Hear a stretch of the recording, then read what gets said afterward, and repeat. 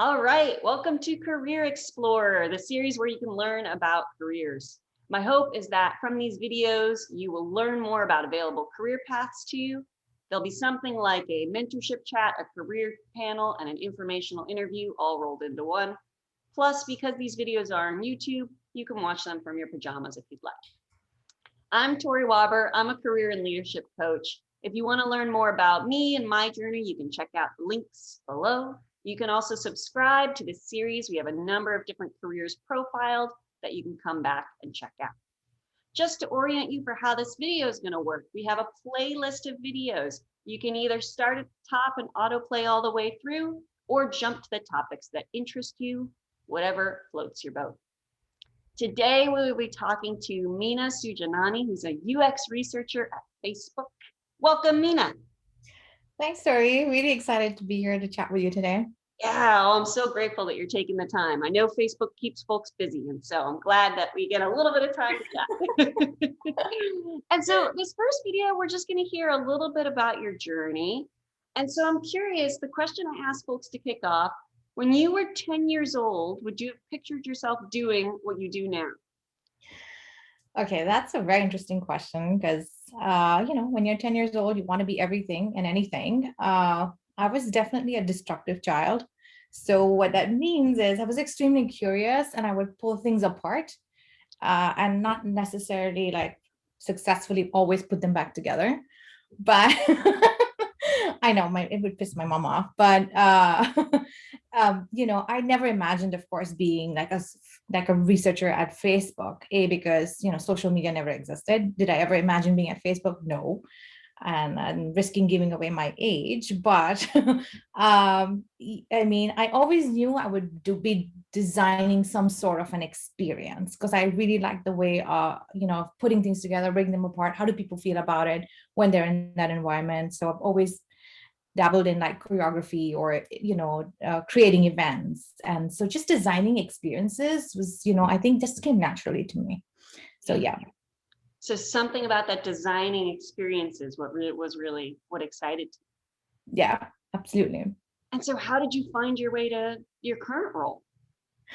So I have my undergrad in bachelor's, in architectural design. And I've done that back in India, and I worked in that capacity for a few years, and I'm licensed back in India as an architect. Yeah. And then somehow I made my way to the US. I landed in Cincinnati for a social engagement, but then secured a great job opportunity, and there was no looking back. I worked with an architectural firm for a few years. And then, when I had my first child, I took some time away to be a stay-at-home mom and raise her. And while I was raising her, I got involved in her education and something known as a co-op program. And I'm not sure if you're familiar with how a co-op works. So the parents actually design the curriculum and run the school. So it's like a not-for-profit, if you will, volunteer organization run by these very talented parents. We follow the school district curriculum, and then we just inject creative ways to serve that curriculum to the kids. And it's mostly from like 2.5 to 5 years old, so pre-K. And once the kids are ready, then they'll just get absorbed in the main school system. And I started off being an instructor, and in 3 years I was co-director for the program. And that's again where I really, really enjoyed teaching, educating, taking a subject, breaking it down, and creatively adding sort of, if you will, my personality into it, and how do I want to instruct the kids. So I really, really enjoyed doing that with her when she was part of that program.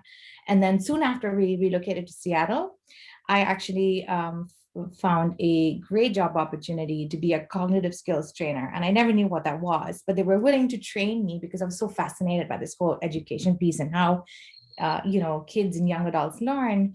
And I got certified as a cognitive skills trainer. And what that means is, dabbling in all these creative exercises, helping users unlock their potential and helping them improve their visualization skills, auditory skills, communication skills, just giving them those tools to just unlock their full potential. And So, and then it's there where I realized, oh my God, this is so much. It's a great combination of creativity as well as logistics. Like I love doing the research and understanding how people learn. And then how do you creatively teach them a concept so that they can retain what they're learning? And what is that experience? How does that feel like? And that's where I discovered the human-centered design engineering program, which I felt was like a perfect marriage of my left brain, right brain. You know, I'm always too logical to let my creative side just lead and go crazy and be loony. So I felt like that was a great marriage, you know, just doing like design engineering where I could dabble in both the research and the design side. And I have a background in design, right? In architectural design. It was like going back to my roots, if you will, like when you know, as part of architectural design and now HCDE, which is the Human Centered Design Engineering Program, I feel there's so many similarities, right? It's just that the fabric is just more virtual now with the UX research and design. Like architecture is less forgiving. Once you build up an experience, I can't pull it apart. Whereas now with UX, you know, you there's areas you do research, it's more iterative. You come back and then you know you can uh, sort of alter or iterate on the design. So I feel there's a lot of similarities there. And so right after I graduated from the University of Washington, I secured a internship with DocuSign in California. And that led to another job, which was Google, where you and I worked together. I worked on the Google Cloud Platform for 2 years. And then now I'm at Facebook. It's been a little over a year and a half. I work on the newsfeed team. So that's the core bread and butter. When you open Facebook, you land on the homepage, the newsfeed. So that's my journey.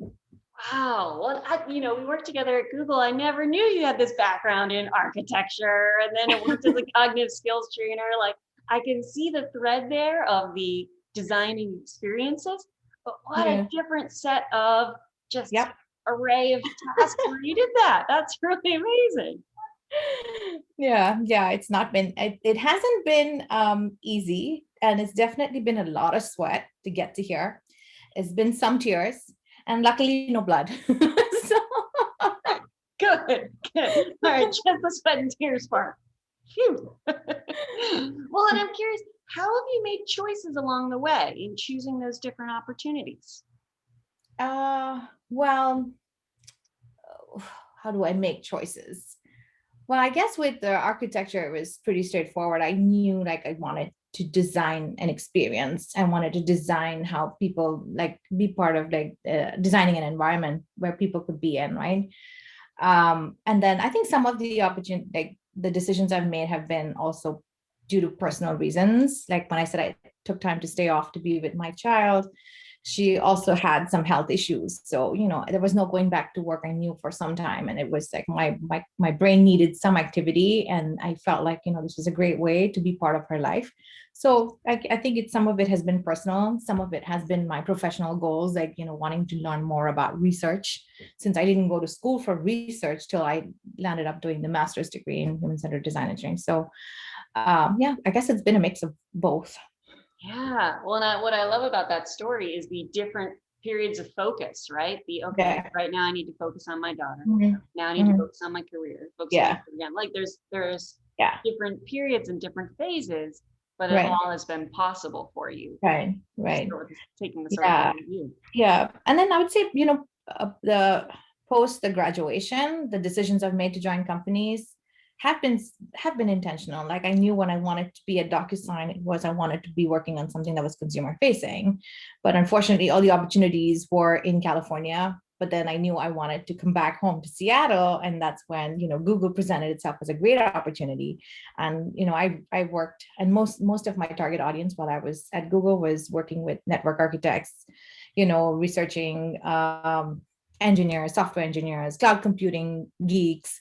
And I did that for 2 years. And I figured, you know, I really want to do something that's more consumer focused. And that's where I think I made the decision to start at Facebook. Yeah, well, and consumers and the news feed. I love in the next video, I want to hear more about that. Anything else about your path that you think folks should know that I haven't asked about? Anything else about my path? Oh, well, I'm sure you'll ask me in the following subsequent videos. At this point, yeah, I think I've given you a lot. You're like, okay, here you go. Here's my path. Awesome. All right. So we'll dive more into that role at Facebook in a moment.